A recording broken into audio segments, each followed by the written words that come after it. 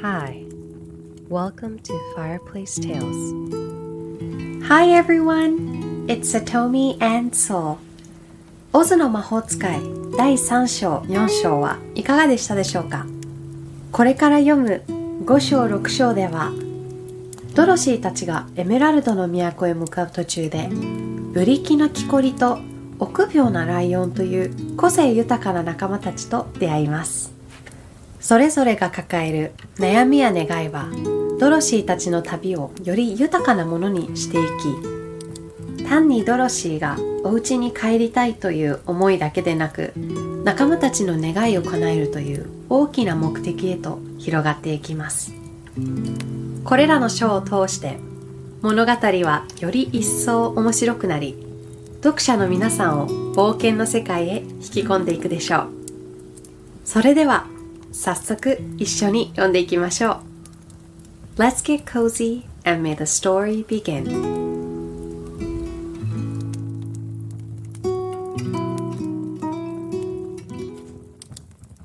Chapter 5 The Rescue of the Tin Woodman. When Dorothy awoke, the sun was shining through the trees, and Toto had long been out chasing birds and squirrels. She sat up and looked around her. There was the Scarecrow, still standing patiently in his corner, waiting for her. "We must go and search for water," she said to him. "Why do you want water?" he asked. "To wash my face clean after the dust of the road, and to drink, so the dry bread will not stick in my throat." "It must be inconvenient to be made of flesh," said the Scarecrow thoughtfully, "for you must sleep and eat and drink. However, you have brains, and it is worth a lot of bother to be able to think properly." They left the cottage and walked through the trees until they found a little spring of clear water, where Dorothy drank and bathed and ate her breakfast. She saw there was not much bread left in the basket, and the girl was thankful the Scarecrow did not have to eat anything, for there was scarcely enough for herself and Toto for the day. When she had finished her meal and was about to go back to the road of yellow brick, she was startled to hear a deep groan nearby. "What was that?" she asked timidly. "I cannot imagine," replied the Scarecrow, "but we can go and see." Just then, another groan reached their ears, and the sound seemed to come from behind them. They turned and walked through the forest a few steps, when Dorothy discovered something shining in a ray of sunshine that fell between the trees. She ran to the place and then stopped short with a cry of surprise. One of the big trees had been partly chopped through, and standing beside it, with an uplifted axe in his hands, was a man made entirely of tin. His head and arms and legs were jointed upon his body, but he stood perfectly motionless, as if he could not stir at all. Dorothy looked at him in amazement, and so did the Scarecrow, while Toto barked sharply and made a snap at the tin legs, which hurt his teeth. "Did you groan?" asked Dorothy. "Yes," answered the Tin Man. "I did. I've been groaning for more than a year, and no one has ever heard me before or come to help me." "What can I do for you?" she inquired softly, for she was moved by the sad voice in which the man spoke. "Get an oil can and oil my joints," he answered. "They are rusted so badly that I cannot move them at all.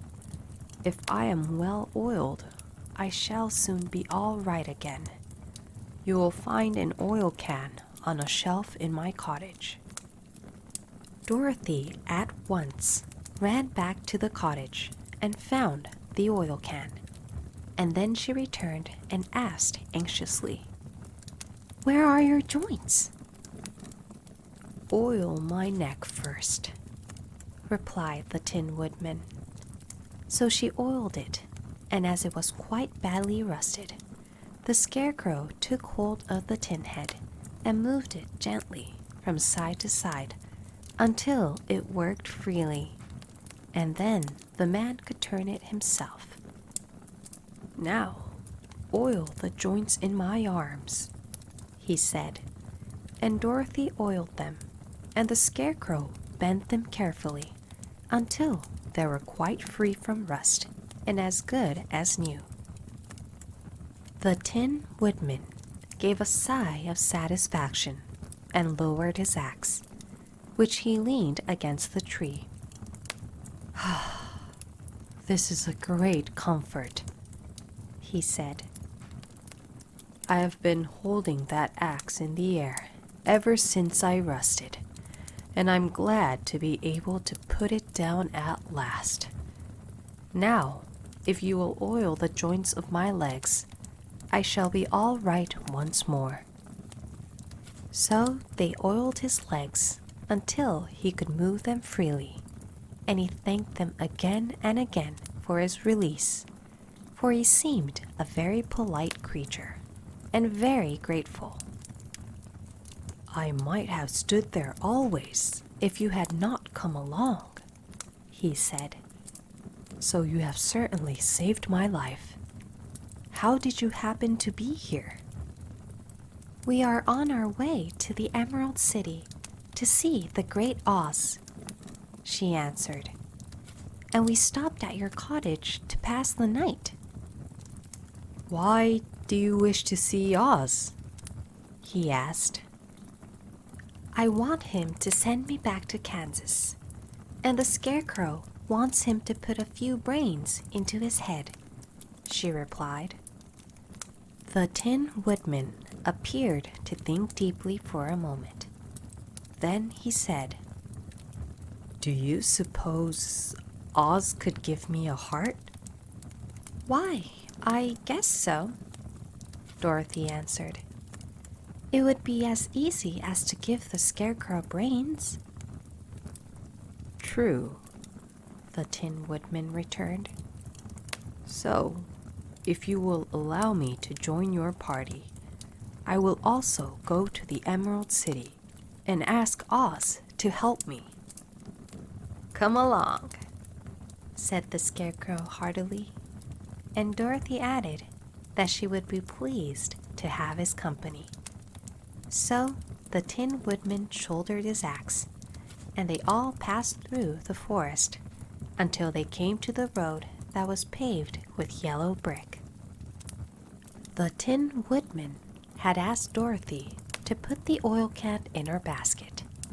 "For," he said, "if I should get caught in the rain and rust again, I would need the oil can badly." It was a bit of good luck to have their new comrade join the party, for soon after they had begun their journey again, they came to a place where the trees and branches grew so thick over the road that the travelers could not pass. But the Tin Woodman set to work with his axe and chopped so well that soon he cleared a passage for the entire party. Dorothy was thinking so earnestly as they walked along that she did not notice when the Scarecrow stumbled into a hole and rolled over to the side of the road. Indeed, he was obliged to call to her to help him up again. "Why didn't you walk around the hole?" asked the Tin Woodman.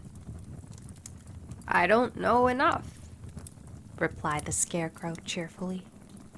"My head is stuffed with straw, you know, and that is why I'm going to Oz, to ask him for some brains." "Oh, I see," said the Tin Woodman. "But After all, brains are not the best things in the world. Have you any? Inquired the Scarecrow. No, my head is quite empty, answered the Woodman. But once I had brains, and a heart also. So, having tried them both, I should much rather have a heart. And why is that? Asked the Scarecrow. I will tell you my story, and then you will know. So, while they were walking through the forest, the Tin Woodman told the following story. I was born the son of a woodman who chopped down trees in the forest and sold the wood for a living. When I grew up, I too became a woodchopper, and after my father died, I took care of my old mother as long as she lived. Then I made up my mind that instead of living alone, I would marry, so that I might not become lonely. There was one of the Munchkin girls who was so beautiful that I soon grew to love her with all my heart. She, on her part, promised to marry me as soon as I could earn enough money to build a better house for her. So I set to work harder than ever. But the girl lived with an old woman who did not want her to marry anyone, for she was so lazy she wished the girl to remain with her and do the cooking and the housework. So the old woman went to the Wicked Witch of the East and promised her 2 sheep and a cow if she would prevent the marriage. Thereupon, the Wicked Witch enchanted my axe, and when I was chopping away at my best one day, for I was anxious to get the new house and my wife as soon as possible, the axe slipped all at once and cut off my left leg. This at first seemed a great misfortune, for I knew a one-legged man could not do very well as a woodchopper. So I went to a tinsmith and had him make me a new leg out of tin. The leg worked very well once I was used to it, but my action angered the Wicked Witch of the East, for she had promised the old woman I should not marry the pretty Munchkin girl.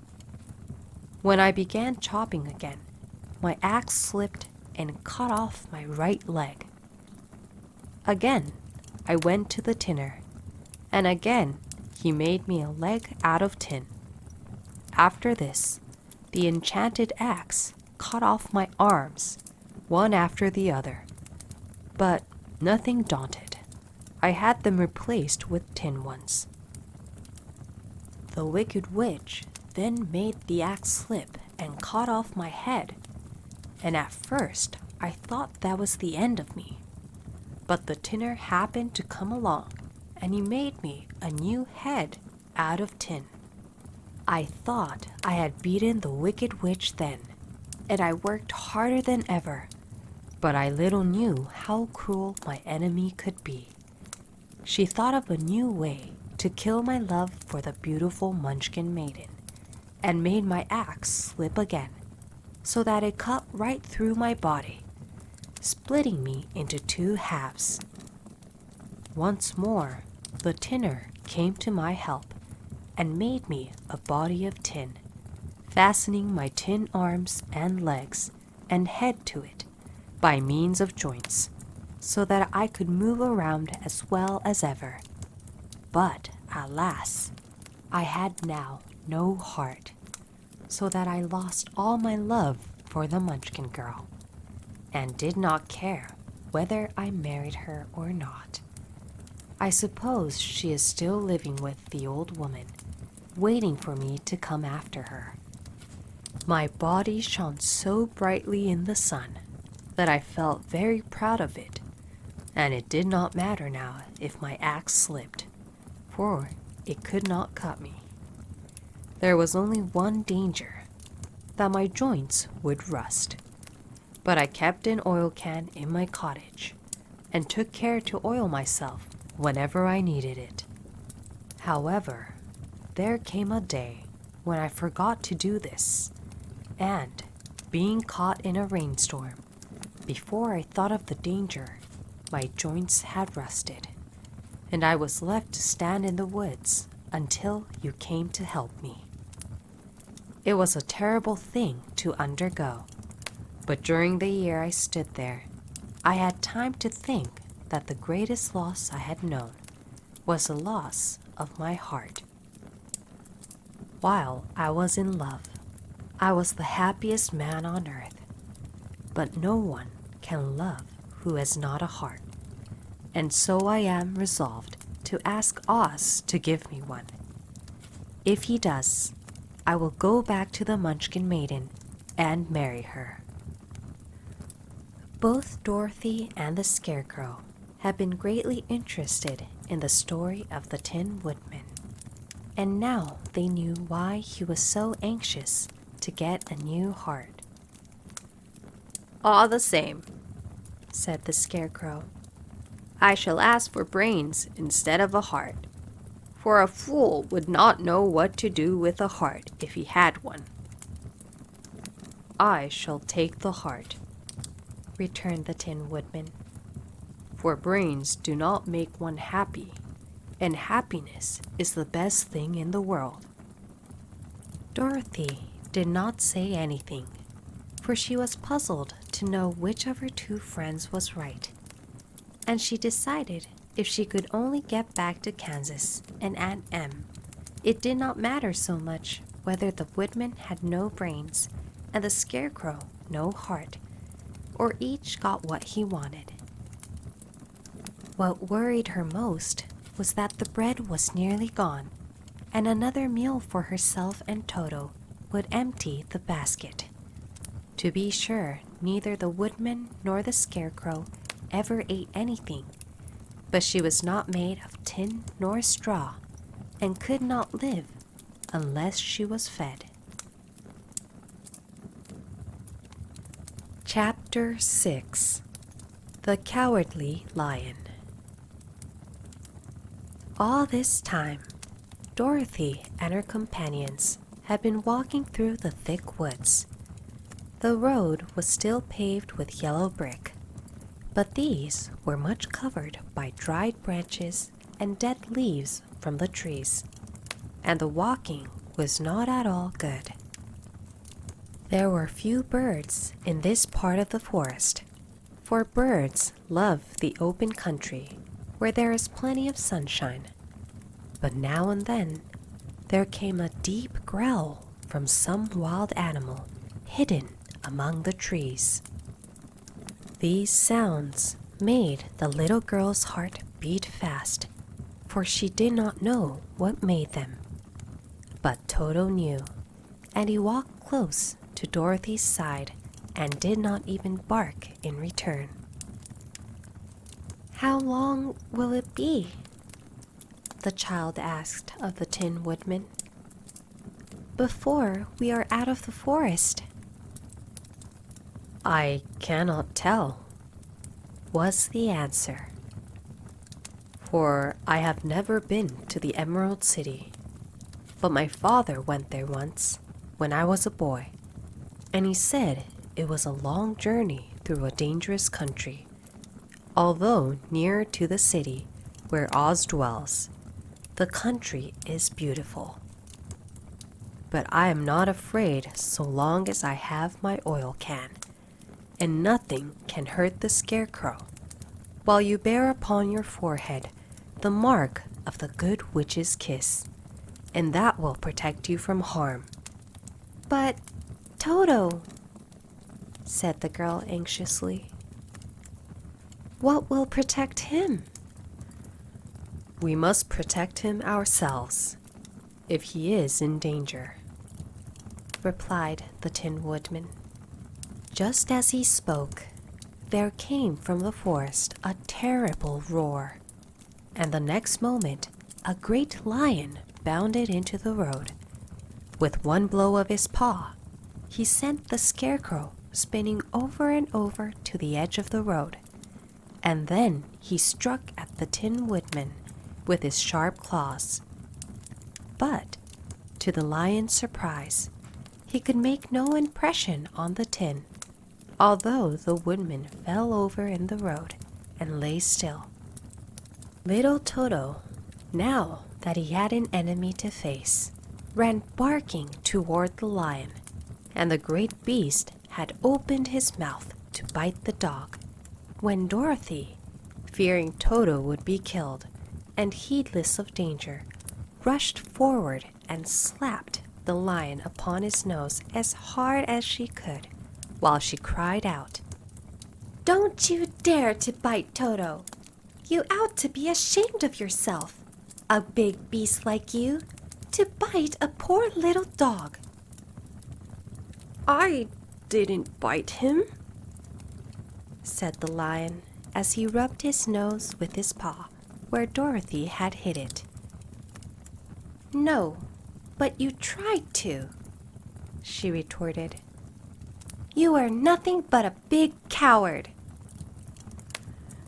"I know it," said the lion, hanging his head in shame. "I've always known it. But how can I help it?" "I don't know, I'm sure. To think of your striking a stuffed man like the poor scarecrow." "Is he stuffed?" asked the lion in surprise, as he watched her pick up the scarecrow and set him upon his feet, while she patted him into shape again. "Of course he's stuffed," replied Dorothy, who was still angry. "That's why he went over so easily," remarked the lion. "It astonished me to see him whirl around so. Is the other one stuffed also?" "No," said Dorothy. "He's made of tin." And she helped the woodman up again. "That's why he nearly blunted my claws," said the lion. "When they scratched against the tin, it made a cold shiver run down my back. What is that little animal you are so tender of?" "He is my dog, Toto," answered Dorothy. "Is he made of tin or stuffed?" asked the lion. "Neither. He's a meat dog," said the girl. "Oh, he's a curious animal, and seems remarkably small, now that I look at him. No one would think of biting such a little thing, except a coward like me," continued the lion sadly. "What makes you a coward?" asked Dorothy, looking at the great beast in wonder, for he was as big as a small horse. "It's a mystery," replied the lion. "I suppose I was born that way. All the other animals in the forest naturally expect me to be brave, for the lion is everywhere thought to be the king of beasts. I learned that if I roared very loudly, every living thing was frightened and got out of my way. Whenever I've met a man, I've been awfully scared, but I just roared at him, and he has always run away as fast as he could go. If the elephants and the tigers and the bears had ever tried to fight me, I should have run myself. I'm such a coward. But just as soon as they hear me roar, they all try to get away from me. And of course, I let them go." "But that isn't right. The king of beasts shouldn't be a coward," said the scarecrow. "I know it," returned the lion, wiping a tear from his eye with the tip of his tail It is my great sorrow, and makes my life very unhappy. But whenever there is danger, my heart begins to beat fast. Perhaps you have heart disease, said the Tin Woodman. It may be, said the Lion. If you have, continued the Tin Woodman, you ought to be glad, for it proves you have a heart. For my part, I have no heart, so I cannot have heart disease. Perhaps, said the Lion thoughtfully, if I had no heart, I should not be a coward. Have you brains? asked the Scarecrow. I suppose so. I've never looked to see, replied the Lion. I'm going to the Great Oz to ask him to give me some, remarked the Scarecrow. For my head is stuffed with straw. And I am going to ask him to give me a heart, said the Woodman. And I am going to ask him to send Toto and me back to Kansas, added Dorothy. Do you think Oz could give me courage? asked the Cowardly Lion. Just as easily as he could give me brains, said the Scarecrow. Or give me a heart, said the Tin Woodman. Or send me back to Kansas, said Dorothy. Then, if you don't mind, I'll go with you, said the Lion. For my life is simply unbearable without a bit of courage. You will be very welcome, answered Dorothy. For you will help to keep away the other wild beasts. It seems to me they must be more cowardly than you are if they allow you to scare them so easily. They really are, said the Lion. But that doesn't make me any braver. And as long as I know myself to be a coward, I shall be unhappy. So once more the little company set off upon the journey, the Lion walking with stately strides at Dorothy's side. Toto did not approve this new comrade at first, for he could not forget how nearly he had been crushed between the Lion's great jaws. But after a time, he became more at ease, and presently Toto and the Cowardly Lion had grown to be good friends. During the rest of that day, there was no other adventure to mar the peace of their journey. Once, indeed, the Tin Woodman stepped upon a beetle that was crawling along the road and killed the poor little thing. This made the Tin Woodman very unhappy, for he was always careful not to hurt any living creature. And as he walked along, he wept several tears of sorrow and regret. These tears ran slowly down his face and over the hinges of his jaw, and there they rested. When Dorothy presently asked him a question, the Tin Woodman could not open his mouth, for his jaws were tightly rusted together. He became greatly frightened at this, and made many motions to Dorothy to relieve him, but she could not understand. The Lion was also puzzled to know what was wrong, but the Scarecrow seized the oil can from Dorothy's basket and oiled the Woodman's jaws, so that after a few moments he could talk as well as before.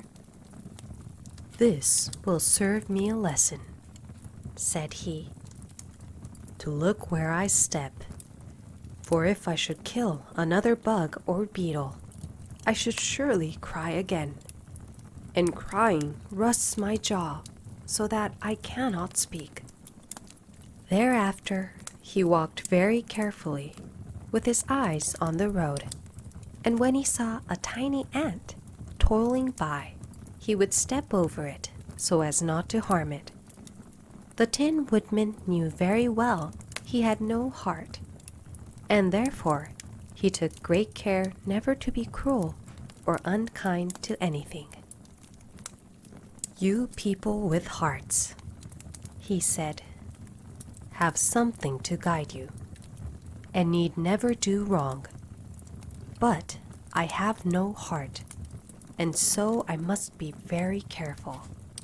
When Oz gives me a heart, of course, I need in mine so much. Thank you for watching. いかがでしたでしょうか？動画を気に入っていただけた方は、ぜひ高評価、チャンネル登録をよろしくお願いいたします。それではまた次の動画でお会いしましょう。